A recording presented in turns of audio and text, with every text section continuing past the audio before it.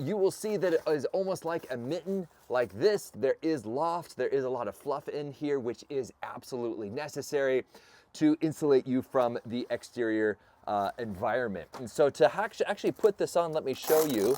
And so it comes off rather easily like that. So if you still need to access your faucet or your spigot, let's say you have chickens like we do, and you just need to take it off really fast, you can do that.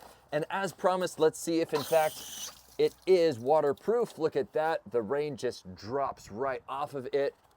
So you go ahead and put the drawstring down, you're gonna put it on like so, and then with the drawstring, you're gonna pull it, but wait, you don't just leave it like this. With the blustery wind, especially here in the Pacific Northwest, if it wags a lot, it eventually could come off. See how it's kind of coming off? So you kind of push it in all the way, and then step 2 is using the integrated Velcro like this. So we're gonna put one here and then one here, and now it is really tight on there and it's not going anywhere. Let's go do the backyard now. That's it. We're ready on the front yard for winter.